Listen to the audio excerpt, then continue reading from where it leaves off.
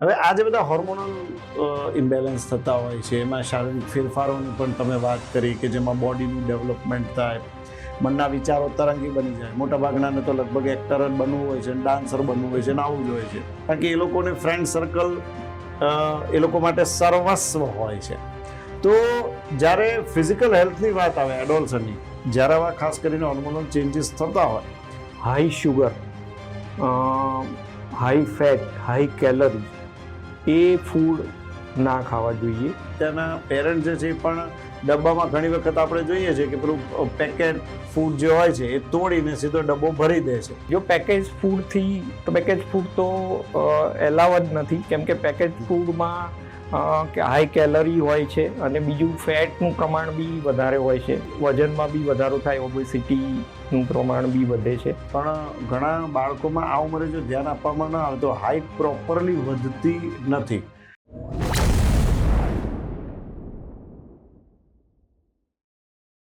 Hello friends, Kumar બાયોસ્કોપમાં આપનું સ્વાગત છે. હું છું આપની સાથે કુમાર બારોટ. આજે આપણે વાત કરવાની છે એડોલસન્ટ વિશે. જી હા, તરુણાવસ્થા કો, મુગ્ધાવસ્થા કો કે પછી કિશોરાવસ્થા કો, 10-11 વર્ષથી લઈને 18-19 વર્ષ સુધીની આશરે જે ઉંમર છે તેને એડોલસન્ટ કહેવામાં આવે છે. હવે ટીનેજર એવી અવસ્થા છે કે જેમાંથી આપણે સૌ પસાર થઈ ચૂક્યા છીએ અને આપણે સૌ એ પણ જાણીએ છીએ કે જ્યારે આપણે ટીનેજર્સ હોઈએ ત્યારે આપણી દુનિયા કંઈક અલગ જ હોય છે. કંઈક રંગીન વિચારો હોય છે, કંઈક બહુ મોટા નવા નવા સપનાઓ હોય છે. પરંતુ આ ટીનેજર્સને જે દુનિયાના રીતિ રિવાજો છે, નીતિ નિયમો છે, આ બધું બંધન કરતા લાગે છે અને માટે જ આ ટીનેજર્સને પોતાના મા બાપથી લઈને દુનિયા સુધી બધું જ પોતાનું દુશ્મન હોય ને તેવું પણ લાગતું હોય છે. આજે આપણે એડોલસન્ટમાં હેલ્થ વિશે વાત કરીશું, કારણ કે હેલ્થ ડે પણ એપ્રિલ મહિનામાં આવતો હોય છે. આજે એડોલસન્ટના હેલ્થ વિશેની ચર્ચા કરવા માટે અમારી સાથે જોડાયા છે અમદાવાદ એડોલસન્ટ એકેડેમીના ચેરમેન અને જાણીતા પેડિયાટ્રિશિયન ડોક્ટર ઉન્મેશ ઉપાધ્યાય. તો ચાલો ડોક્ટર ઉન્મેશ સર સાથે વાત શરૂ કરીએ કે ભાઈ એડોલસન્ટ પહેલા તો શું છે અને તેમાં જે હોર્મોનલ ફેરફારો ને બધું થતું હોય છે તેને લીધે થઈને તેમના હેલ્થ ઉપર તેની કેવી અસર થતી હોય છે. સર, ખૂબ ખૂબ સ્વાગત છે અમારા કાર્યક્રમમાં. Thank you. હવે એડોલસન્ટ આપણે જે કહીએ કે ભાઈ એક ટીનેજ અવસ્થા જે છે, હવે તેમાંથી આપણે સૌ પસાર થઈએ છીએ ને એ અવસ્થા પાછી એવી હોય ને કે પેલા હોર્મોનલ ચેન્જીસ શરૂ થયા હોય કુદરતી ક્રમના ભાગરૂપે, અને તેને લીધે થઈને નવા તરંગી વિચારો અને ફ્રેન્ડ સર્કલ સાથે વધુ ફરવાનું, બહારનું ખાવા પીવાનું, આવું બધું પણ બહુ વધતું હોય છે. હવે સૌથી પહેલા તો આપ એ જણાવો કે આ જે એડોલસન્ટ અવસ્થા છે તે ખરેખર શું છે? WHO ની જે ડેફિનેશન છે એ પ્રમાણે 10 થી 19 વર્ષની ઉંમર છે એને એડોલેસન્ટ એજ કહેવામાં આવે છે. અને આ ઉંમર દરમિયાન શારીરિક તેમજ માનસિક ચેન્જીસ જોવા મળે છે છોકરા અને છોકરીઓમાં. સૌથી પહેલા જે શારીરિક ચેન્જીસની વાત કરીએ તો છોકરાઓમાં જે છે એમાં બોડી ચેન્જીસ જે થાય છે એમાં હાઇટ અને વજન એ વધારો, છોકરા અને છોકરીઓ બંનેમાં હાઇટ અને વજનમાં વધારો થાય છે. તેમજ મસલ્સ બી પાવરફુલ બને છે આ હોર્મોનલ ચેન્જીસને લીધે. અને બીજું કે જે છે સેકન્ડરી સેક્સ્યુઅલ કેરેક્ટરિસ્ટિક કે છે એમાં ચેન્જીસ જોવા મળે છે. એમાં જે છોકરાઓમાં જે છે એ વોઇસ અવાજમાં ચેન્જ થાય છે, થોડો ભારે અવાજ થાય છે. પછી જે મૂછો મતલબ જે મૂછોની શરૂઆત થાય છે. એ ઉપરાંત જે પ્યુબિક હેર, જે પ્રાઇવેટ પાર્ટ્સમાં હેરની શરૂઆત થાય છે. તેમજ છોકરીઓમાં એમાં મેન્સ્ટ્રુએશનની શરૂઆત થાય છે, બ્રેસ્ટ ડેવલપમેન્ટ થાય છે. તેમજ એ લોકોમાં બી ફેટ ડિપોઝિશનની શરૂઆત થાય છે. આ ઉપરાંત જે મેન્ટલ ચેન્જીસ છે એમાં એડોલેસન્ટ એજમાં સામાન્ય રીતે ક્યારેક એ લોકો એકદમ ઉદાસ હોય, ડિપ્રેશન જેવી પરિસ્થિતિ મતલબ એ ફીલ કરતા હોય, ક્યારેક એકદમ ખૂબ જ આનંદમાં હોય, જે યુફોરિયા કે એકદમ જે પોસિબલ ના હોય, તરંગી વિચારો હોય કે હું મિનિસ્ટર થઈ જઉં કે હું ફિલ્મ એક્ટર થઈ જઉં, મતલબ એ વાસ્તવિક જિંદગી જોડે કનેક્શન ના હોય પણ એમને એવું બનવું હોય, એવા વિચાર બી આવતા હોય છે. ઓકે. અને આ બધું જે ચેન્જીસ છે એમાં હોર્મોન્સ ના ચેન્જીસ થવાને લીધે આ બધું જે બોડીમાં ચેન્જીસ થતા હોય છે. એમાં મુખ્યત્વે જે છોકરાઓમાં છે ટેસ્ટોસ્ટેરોન અંતઃસ્રાવનું પ્રમાણ વધતું હોય છે અને છોકરીઓમાં ઇસ્ટ્રોજન અને પ્રોજેસ્ટેરોનનું પ્રમાણ માં વધારો થતો હોય છે. ઓકે. સો એક બહુ જ સરસ તમે વ્યાખ્યા આપી, બહુ જ સરસ રીતે તમે એ વસ્તુને ડિફાઇન કરી કે વોટ ઇઝ એડોલસન્ટ એકચ્યુઅલી. બરાબર છે. હવે આ જે બધા હોર્મોનલ ઇમ્બેલેન્સ થતા હોય છે, એમાં શારીરિક ફેરફારોની પણ તમે વાત કરી કે જેમાં બોડીનું ડેવલપમેન્ટ થાય, મનના વિચારો તરંગી બની જાય. મોટાભાગનાને તો લગભગ એક્ટર જ બનવું હોય છે, ડાન્સર બનવું હોય છે, આવું જ હોય છે. હવે આવા સમયે બહારનું ખાવા પીવાનું પણ સાહેબ બહુ વધી જતું હોય છે, કારણ કે એ લોકોને ફ્રેન્ડ સર્કલ એ લોકો માટે સર્વસ્વ હોય છે. તો જ્યારે ફિઝિકલ હેલ્થની વાત આવે એડોલ્સન્ટની, જ્યારે આવા ખાસ કરીને હોર્મોનલ ચેન્જીસ થતા હોય ત્યારે ફિઝિકલ હેલ્થ માટે ખરેખર કેવી જાળવણી એડોલ્સન્ટ રાખવી જોઈએ? ખાસ કરીને આ પ્રશ્ન તો મેં મા બાપ તરફથી જ તમને પૂછ્યો છે. હા, એટલે એ વખતે મેઇન જે ખાવામાં દરેક એડોલેસન્ટે ધ્યાનમાં રાખવા જેવી બાબત એ છે કે high sugar, high fat, high calorie એ ફૂડ ના ખાવા જોઈએ અને ન્યુટ્રિશિયસ ફૂડ જેમાં આપણે ધારો કે પ્રોટીનનું પ્રમાણ વધારે હોય, આયરનનું પ્રમાણ સપ્રમાણ હોય અને ફેટ ઓછું હોય, ફેટનું પ્રમાણ, એવા ફૂડ વધારે જરૂરી હોય છે. જેવા કે પ્રોટીનની રીતના જોઈએ તો પ્રોટીન વધારે હોય તો એમાં આપણે કઠોળ, દાળ છે, પછી જે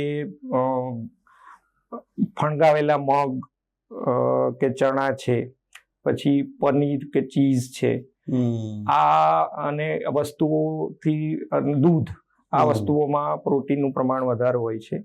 તો એ ભલે ડિફરન્ટ ટાઈપ્સ ઓફ ફૂડ, થોડું ટાઈપ ઓફ ફૂડ ડિફરન્ટ હોય પણ આ વસ્તુ એમાં હોવી જોઈએ. ઓકે.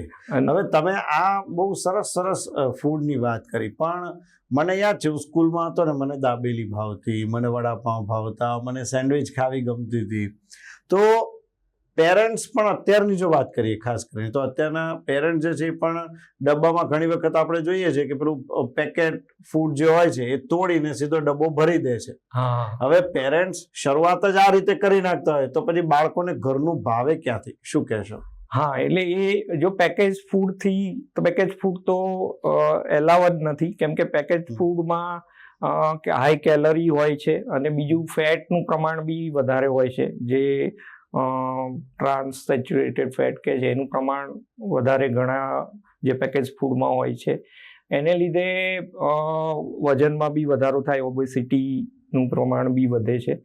એટલે એ તો એડવાઇસેબલ જ નથી. પરંતુ તમે આ જે ઘરની વસ્તુઓ કે જેમાં પ્રોટીન અને આયરન જે વધારે મળે છે, કેલ્શિયમ વધારે મળે છે, એવા જ ફૂડનું જ તમે નાસ્તો બનાવીને આપો તો એ વધારે યોગ્ય છે. ધારો કે તમે જે ઈડલી બનાવીને આપો, પોહા બનાવીને આપો, પછી જે પનીરની ડિફરન્ટ આઈટમ, મતલબ પનીર પીઝા, પણ ઘરના પીઝા બનાવો કે જેમાં તમે બેઝ ભાખરીનો, બિલકુલ. તો એ વસ્તુમાં ન્યુટ્રિશન બી મળે અને જે એની કોઈ આડઅસરો જે છે એ બી મતલબ ફિઝિકલ હેલ્થ ઉપર ના થાય. અચ્છા સાહેબ, હવે આ ઉંમરે હાઇટ પણ વધતી હોય છે, પણ ઘણા બાળકોમાં આ ઉંમરે જો ધ્યાન આપવામાં ના આવે તો હાઇટ પ્રોપરલી વધતી નથી. તો એમાં આ બધા ડાયટનો કેટલો રોલ હોય છે? તમે જે ડાયટ સજેસ્ટ કર્યું અથવા તો એ ઉપરાંતનું કોઈ ડાયટ હાઇટ વધારવામાં મદદ કરી શકે, આવું કંઈ ખરું? ના, એટલે આમાં જે છે એ વસ્તુ છે કે વેઇટ અને હાઇટ માટે આપણે બેલેન્સ ડાયટ તો હોવો જરૂરી જ છે, જેમાં આપણે પ્રોટીન, કાર્બોહાઈડ્રેટ અને ફેટનું પ્રમાણ જે સમપ્રમાણ હોવું જોઈએ. ધારો કે કાર્બોહાઈડ્રેટ 50% જેવું હોવું જોઈએ, પ્રોટીન 10 to 30%, અને ફેટનું પ્રમાણ around 20 to 25%. A overall growth માટે છે. પરંતુ જે એકચ્યુઅલ હાઇટ જે છે એ એડોલેસન્ટ અવસ્થામાં બીજું જે ઊંચાઈ વધવાનું જે કારણ છે એ હોર્મોન્સના ચેન્જીસ છે. ઓકે. તો એ ગ્રોથ સ્પર્ટ જે છે એ યુઝ્યુઅલી આપણે છોકરીઓમાં વહેલી શરૂઆત થતી હોય છે એની, અને છોકરાઓમાં થોડી લેટ. પણ જે 12 થી 15 વર્ષનો ગાળો છે એમાં હાઇટ મેક્સિમમ વધતી હોય છે. પણ એમાં મેઇન જે રોલ છે હોર્મોન્સનો હોય છે. અને બીજી વસ્તુ ફેમિલી ફેક્ટર, જીનેટિક જે હોય છે, એમાં એવરેજ છોકરાઓ કે છોકરીની હાઇટ જે છે એ મધરની હાઇટ અને ફાધરની હાઇટ હોય એની એવરેજ હાઇટ થતી હોય છે. ઓકે. એટલે એ બી ફેક્ટર આમાં હોર્મોન્સ અને જીનેટિક ફેક્ટર બી કામ કરતા હોય છે. અચ્છા, જે ફાસ્ટ ફૂડ કે જંક ફૂડ છે એ આ જે હાઇટનો ગ્રોથ વધારવામાં છે એમાં અવરોધરૂપ બની શકે ખરા? ના, એને રિલેટેડ નથી. એટલે ફાસ્ટ ફૂડ બેઝિકલી જે આડઅસરો કરે છે એમાં એ ઓબેસિટી, પછી બ્લડ પ્રેશરનો વધારો થાય, કે કાર્ડિયક અર્લી એજમાં જે કાર્ડિયક ડિસીઝ થાય હાર્ટ રિલેટેડ, એમાં એ વધારે એની આડઅસરો રહેલી છે. ઓકે, આ થઈ ફિઝિકલ વાત. હવે આપણે મેન્ટલ વાતની વાત કરીએ કે જેમાં માનસિક સ્વાસ્થ્ય ને જાળવવા માટે શું કરી શકાય? કારણ કે જેમ હમણાં આપણે વાત કરી કે વિચારો તરંગી હોય છે, બધું મોટું મોટું આમ એ લોકોના સપના હોય છે. શું કહેશો આના વિશે? આમાં મા બાપે કેવી જાળવણી રાખવી જોઈએ બાળક માટે? હા, એટલે એ જે મેન્ટલ હેલ્થ માટે પહેલું તો આપણે ન્યુટ્રિશિયસ ફૂડ જરૂરી છે. બીજી વસ્તુ જે અત્યારે જે છોકરાઓમાં જે છે કે સ્ક્રીનિંગ ટાઈમ બહુ વધારે હોય છે, જે યુઝ્યુઅલી આપણે 2 કલાક દિવસનો હોવો જોઈએ, એના કરતાં બી મોબાઈલ એમ કે સેકન્ડ મોબાઈલ હોય તો જ એ પોતે છે એવું માનતા હોય છે. તો સ્ક્રીનિંગ ટાઈમ જો લિમિટેડ હોવો જરૂરી છે દરેક બાળક માટે. અને આઉટડોર ગેમ્સ છે, સ્પોર્ટ્સ છે, પછી ધારો કે મ્યુઝિક, પછી રીડિંગ, એ બધી જે એક્ટિવિટી બી મા બાપે પ્રોત્સાહન આપવું જરૂરી છે. ઓકે. તો એના ફ્યુચર માટે એ બી જરૂરી છે કે ખાલી મોબાઈલ, ખાલી વિઝ્યુઅલ વર્લ્ડ જે છે એમાં જ ના રહે. એટલે એનાથી એનું મતલબ ડિપ્રેશન છે કે એ વસ્તુઓ જે બનતી હોય છે એને અટકાવી શકાય. અને રેગ્યુલર જે ધારો કે 15 વર્ષ પછી થોડી જે એક્સરસાઇઝ એક્ટિવિટી છે કે ડેઈલી તમે 60 મિનિટ જેવી એક્સરસાઇઝ કરો તો એનાથી તમારી નવી એનર્જી આવે છે, તમે ભણવામાં બી સારું કોન્સન્ટ્રેટ કરી શકો.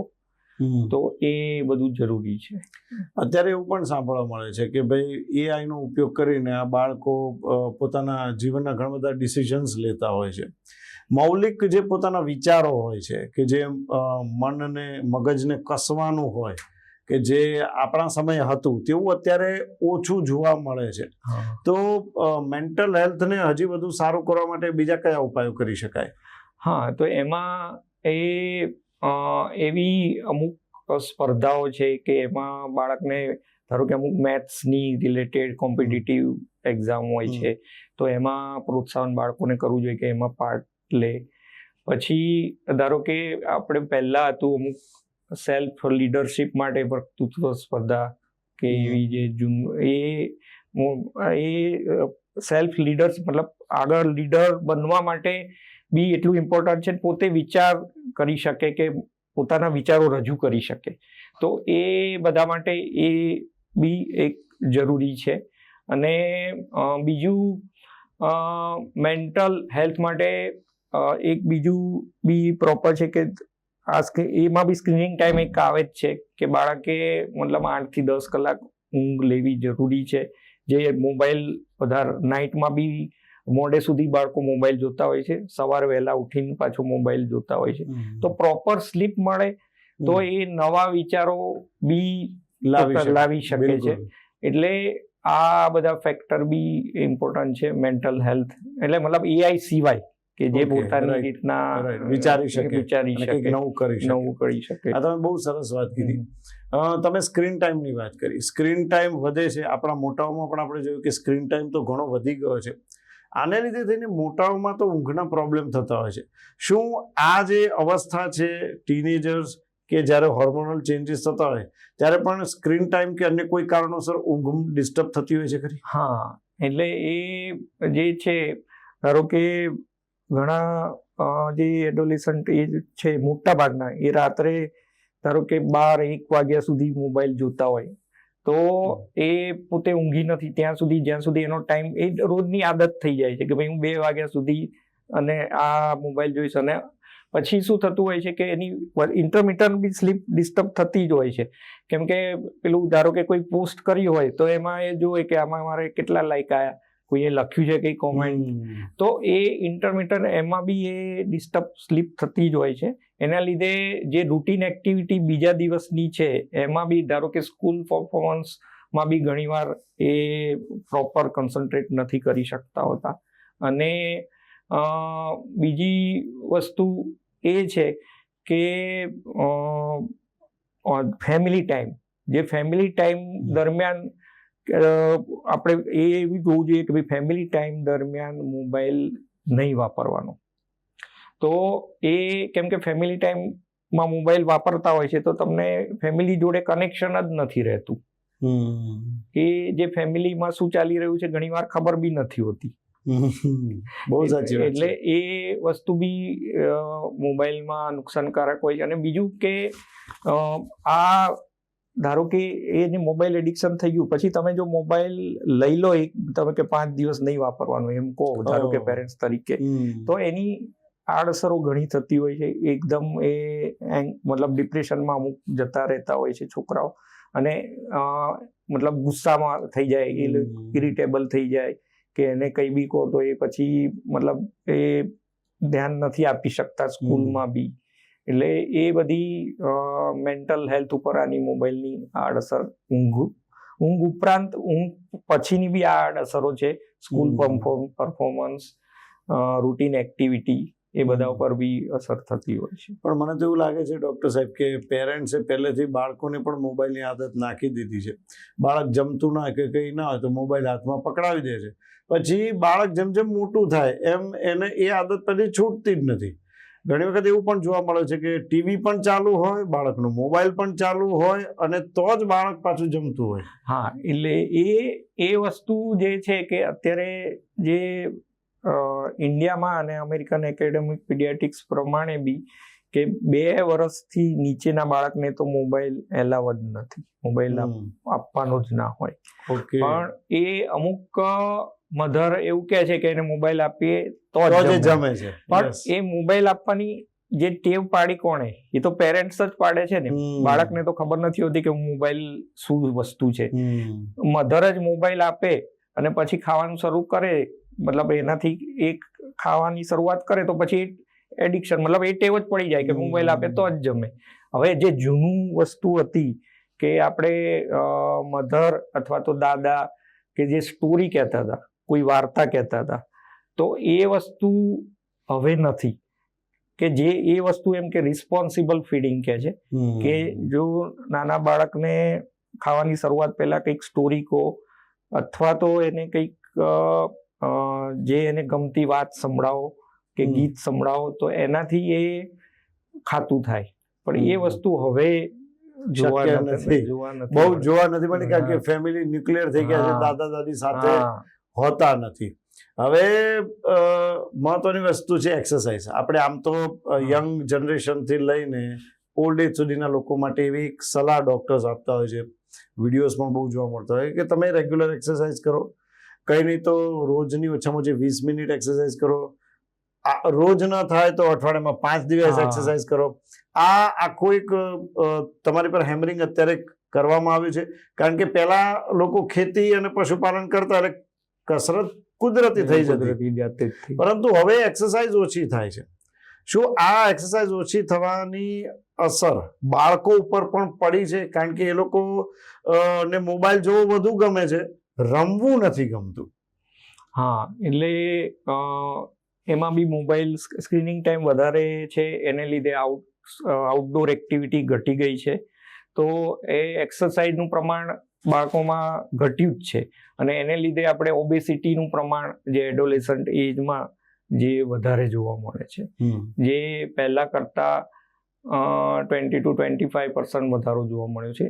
એવરી યર એ વધે જ છે ઓબેસિટીનું પ્રમાણ. ઓકે.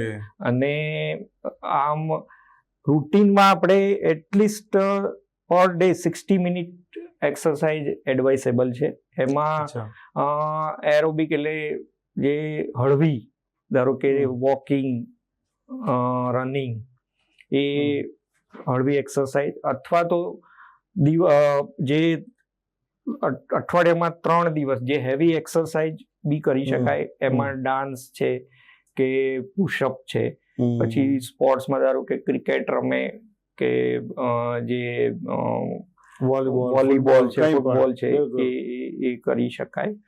અને જીમ જે કહે છે જીમ, તો જીમમાં ઘણા બહુ વહેલા એમ કે હું 12 વર્ષના છોકરા, 12 વર્ષથી નીચે તો જીમ એલાવ જ નથી. ઓકે. અને 12 વર્ષ પછી બી લાઇટ એક્સરસાઇઝ, અને જે હેવી એક્સરસાઇઝ છે એ તો 18 વર્ષ પછી જ. ઓકે. ઓકે. યોગા કેવું રહેશે? હા, યોગા કરી શકાય. યોગા મેન્ટલ હેલ્થ માટે એકદમ ઉપયોગી છે. તો ડિપ્રેશનમાં ને રૂટીનમાં બી કરી શકાય. અને જે ડિપ્રેશન, કોઈ એડોલેસન્ટ એજમાં ડિપ્રેશનમાં રહેતા હોય છોકરા, એના માટે બી એડવાઇસેબલ છે. અચ્છા, બાળકોમાં ડિપ્રેશન આવી જાય અને તમે કીધું કે બાળકોના મન પર અસર થાય, શરીર ઉપર અસર થાય, હાર્ટ એટેક પણ આપણે જોયું કે છેલ્લા ઘણા વખતથી બાળકોમાં હાર્ટ એટેકના કિસ્સા વધતા જાય છે. હવે આ જે ડિપ્રેશનની આખી અવસ્થા આવે છે ને, ત્યાં મા બાપ પણ લાચાર થઈ જતા હોય છે. આવા સમયે તેમણે પ્રોફેશનલ એક્સપર્ટનો સહારો ક્યારે લેવો, કઈ રીતે લેવો? હા, એટલે એમાં જે ડિપ્રેશનમાં ધારો કે અમુક બાળકોના પેરેન્ટ્સ અમારી પાસે આવતા હોય છે કે એને સ્કૂલ પરફોર્મન્સ એનું ડાઉન થતું જાય છે. જે પહેલા 80% લાવતો હતો તો હવે 50% લાવે છે, કે અમુક સબ્જેક્ટમાં પાસ બી નથી થયો. એટલે સ્કૂલ પરફોર્મન્સ છે એ ડાઉન થવું એ એક નિશાની છે કે એને આપણે સાયકોલોજીકલ જે કાઉન્સેલિંગની જરૂર છે. અને બીજી વસ્તુ એ છે કે વ્યસનો એ બી અત્યારે એડોલેસન્ટ એજમાં જે છે, આલ્કોહોલ, પછી ડ્રગ્સ, એટલે એ જો મા બાપને જાણવા મળે કે આ વસ્તુ જે છે આનામાં, તો એ વખતે તો ઇમરજન્સી મતલબ જે એનું કાઉન્સેલિંગ અને એની પ્રમાણે આગળ ટ્રીટમેન્ટની જરૂર. તો આનો મતલબ એમ થયો કે મા બાપને પણ પાછી કેટલીક ટ્રેનિંગની હવે જરૂર છે કે બાળકો ઉપર પૂરતું તેમણે ધ્યાન આપવું, નહીં તો બાળકો આડા રસ્તે ચાલ્યા જશે. પેરેન્ટ્સનો રોલ આમાં કઈ રીતનો હોવો જોઈએ? એટલે parents as a motivator, parents ને એ કોઈ બી અમુક આપણે આજના જે એડોલેસન્ટ એજ છે કે આજના છોકરાઓ બહુ સ્માર્ટ હોય છે, એ વસ્તુ જોતા હોય છે કે મારા મમ્મી પપ્પા શું કરે છે. મારા પપ્પા, આપણને એમ હોય કે આપણને ખબર નથી, પણ એ લોકો એ વસ્તુનું ધ્યાન ઓબ્ઝર્વ કરતા હોય છે કે મારા પપ્પા આમ કરે છે તો હું એમને એ કર્યું તો હું બી આ વસ્તુ કરીશ. તો એ આપણે એઝ એ મોટિવેટર આપણે બી એ વસ્તુ આપણામાં કદાચ કઈ એવી કુટેવ હોય તો આપણે બી એ ઇમ્પ્રૂવ કરવી પડે. અને એની જે ડે ટુ ડે એક્ટિવિટી, મતલબ એને સપોર્ટ, મેઇન આજના એડોલેસન્ટનું શું હોય છે કે સપોર્ટ જરૂરી હોય છે. કે મારા પપ્પા મારી જોડે દિવસમાં ધારો કે ભલે એમની જોડે અડધો કલાક વાત કરે, પણ એ બી જરૂરી હોય છે. અને મમ્મી પપ્પા વચ્ચે ઘણી વખત ડિસ્પ્યુટ હોય, તો એમાં બી છોકરાઓમાં જે અમુક બીજી આદતો થતી હોય છે, જે મતલબ ડ્રગ્સ કે જે હોય, તો એ બી એક એના માટે જવાબદાર હોય છે. રાઈટ સો પેરેન્ટ્સે પૂરતો ટાઈમ આપવો જરૂરી છે, કારણ કે અત્યારે બાળકો મોટા ભાગે એકના એક છે, ભાઈ બહેન ઓછા છે. ભાઈ બહેનનો કોન્સેપ્ટ જે હતો જૂના જમાનાનો 2, 3, 4 તો મિનિમમ ભાઈ બહેન હોય જ, એ હવે નથી રહ્યું. અને એને લીધે થઈને બાળક પોતાની લાગણી ક્યાં વ્યક્ત કરે, ક્યાં કોની સાથે પોતાની વાત શેર કરે, એ એને સમજાતું નથી. અને ના સમજાય એટલે ચીડિયું પણ થાય છે. અને જે ફ્રેન્ડ સર્કલમાં કંઈક જો આડી અવળી સલાહ આપે તો એ લોકો ડ્રગ્સને એના રવાડે પણ ચડતા હોય છે. સર, છેલ્લે અમારા જે પેરેન્ટ્સ, જે વ્યુઅર્સ છે, એમના માટે તમે એક નાનકડો સંદેશ આપો. હા, એટલે મારો એ જ સંદેશ છે કે એડોલેસન્ટ એજમાં તમારા બાળકોને પૂરેપૂરો સપોર્ટ આપો, એની વાતને સમજો, અને તમે એની સાથે શેર કરો, એ તમારી સાથે બધી વાતો શેર કરે, એ જરૂરી છે. અને એને જે ડાયટ છે એમાં તંદુરસ્ત આહાર, એટલે જે પ્રોટીન, આયરન અને કેલ્શિયમનું પ્રમાણ વધારે હોય એવો આહાર આપો. અને મોબાઈલ જે સ્ક્રીનિંગ ટાઈમ છે એ લિમિટેડ થાય એવું પ્રયત્ન કરો. અને બીજું કે બાળક એક્સરસાઇઝ ઉપર બી થોડું ધ્યાન આપે, રૂટીનલી એટલીસ્ટ 60 મિનિટ, એ જરૂરી છે, એવી મારી દરેક પેરેન્ટ્સને સલાહ છે. Thank you sir. સર, અમારી સાથે જોડાયા અને તમે એડોલસન્ટ વિશે જે એક સુંદર માહિતી આપી તે બદલ તમારો ખૂબ ખૂબ આભાર. Thank you. તો જોયું ને ફ્રેન્ડ્સ, આ હતા ડૉક્ટર ઉન્મેશ ઉપાધ્યાય. તેમણે બહુ જ સરસ વાત કરી. એવું નહોતું કે આ બધી વાતોથી આપણે અજાણ છીએ, પણ ફરી એકવાર આ તમારા મન સુધી પહોંચાડવાની જ આ વાત છે કે ભાઈ, પેરેન્ટ્સ તરીકે તમારે ઘણી બધી વાતોનું ધ્યાન રાખવાનું છે. સૌથી પહેલાં તો તમારું બાળક શું કરે છે તે તમને ખબર હોવી જોઈએ. તેના ડાયટ વિશેની તમારી પાસે પૂરી માહિતી હોવી જોઈએ. એ શું ખાય છે, અથવા તો તમારે એને ખરેખર શું આપવાનું હોય છે. આની સાથે સાથે એની એક્સરસાઇઝ, એની ઊંઘ, આ બધું જ પ્રોપર હશે તો ચોક્કસ એ બાળક સારું ભણશે પણ ખરું. ફક્ત ભણવા ઉપર ધ્યાન આપવાથી અને બીજી બધી વાતો પર ધ્યાન નહીં આપવાથી બહુ જ બાળકના હેલ્થના ઇશ્યુઝ ઊભા થતા હોય છે. અને છેવટે કંઈ ખબર ન પડે તો સારા પેડિયાટ્રિશિયનનો તમે સંપર્ક પણ કરી શકો છો. તો કુમાર બાયોસ્કોપમાં બસ આટલું જ. ફરી મળીશું એક નવા મહેમાન સાથે. ત્યાં સુધી રજા આપશો. નમસ્કાર.